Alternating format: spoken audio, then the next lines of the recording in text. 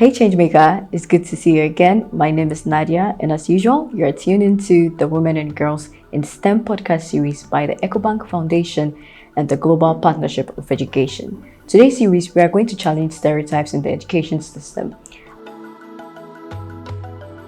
We have Charles Ofori Antipem, the co-founder of the hardware startup called Dex Technology, which is located in Kumasi, Ghana, where he has spearheaded the design of a revolutionary science set, a product that has redefined practical science education, making it affordable enough for every student to have their own science set. His recent work on the science set has received recognition from various institutions like the African Union, selecting the science set as the most innovative education solution in Africa.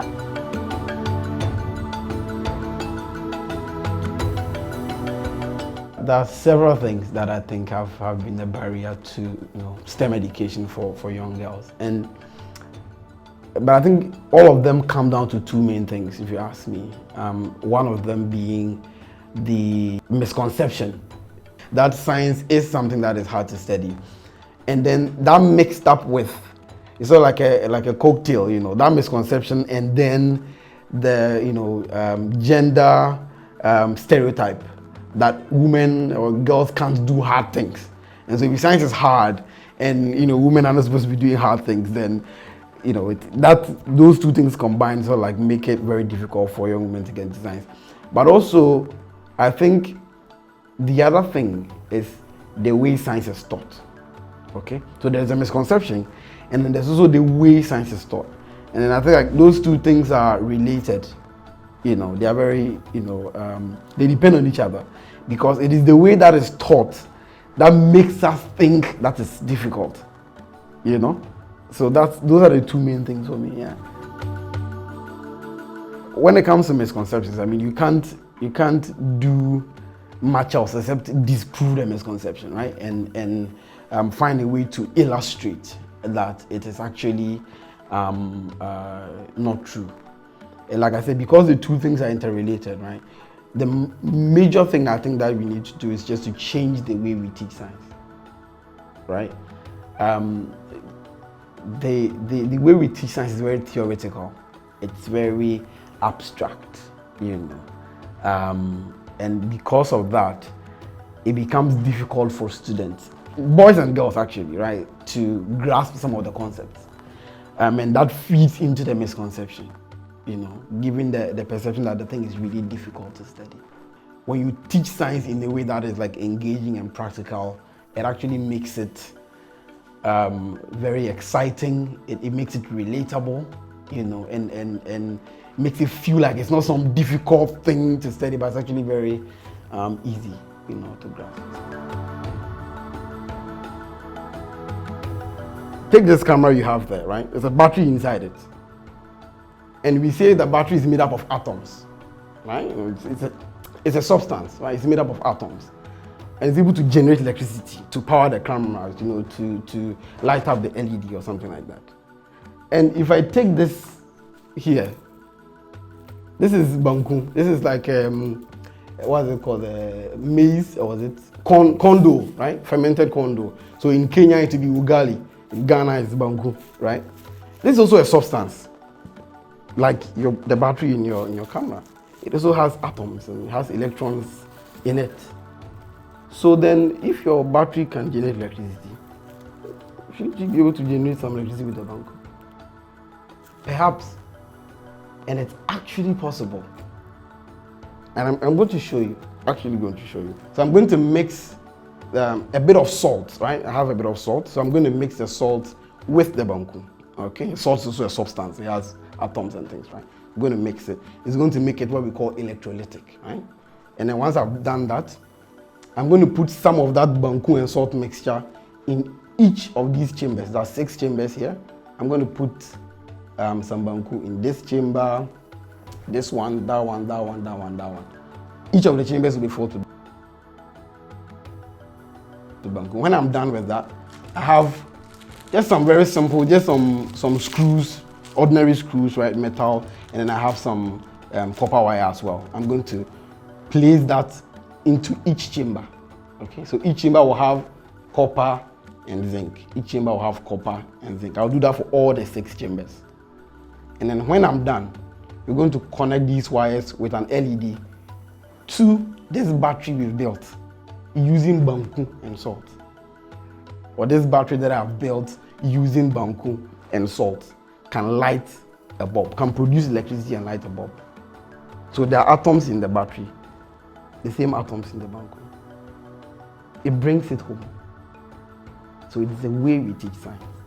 If we teach it practically, it's more relatable.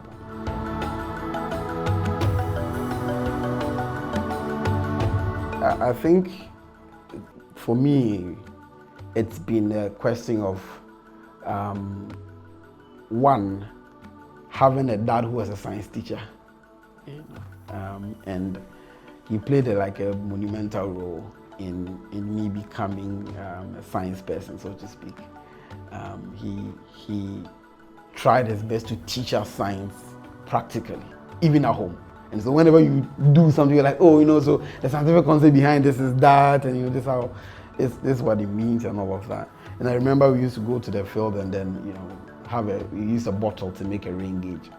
And then we used to measure rainfall whenever it rains. So whenever it rains, I'd be very happy because I get to go to the field then.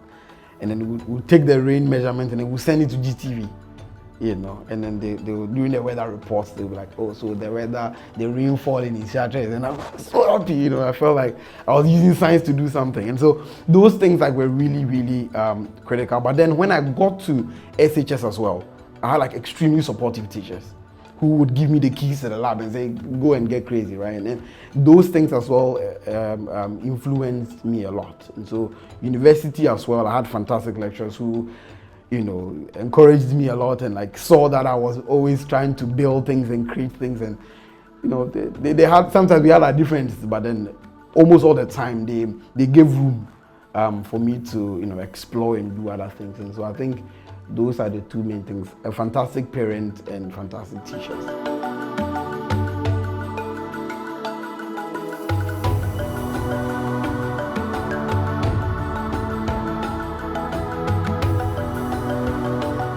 The next Charles is going to be Charles, but yeah, I do think that there's a lot of potential for young people, and that is why the company that we formed is meant to empower young people, right? To help them realize that science is very easy to do, help them realize that they can change the environment if they understand science, right?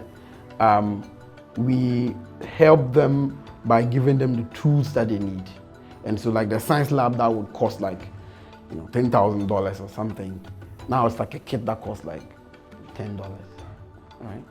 And so and now we have hundreds of thousands of students across the world who are using these sets to manufacture these things. And for me, what is so interesting is that whenever we go into the schools actually and we introduce materials and we change the way we teach science in the schools, those who get more interest are the young ladies, are the girls. Because when it becomes practical, they seem to actually enjoy it even more, because they touch it, they feel it, and they get to understand the concept better, and they're like, so this thing is not that difficult, and they begin to relate, to it a lot. And particularly seeing how a lot of the things they're actually doing already is application of science. If you take my story, for instance, it was particularly because I had, like I said, fantastic parents and really great teachers. So for the parents, I'd say very direct.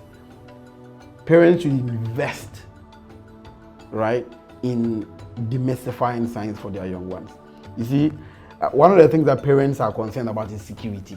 The reason why they want their children to do any subject or go to school or do anything is to make sure that in the future they would probably have a job, and it's a fact, it's a known fact that your best option, if you want to be employed within the next 10 years, if you want to start your own business or whatever, your best bet is to study a STEM course, is to go into STEM.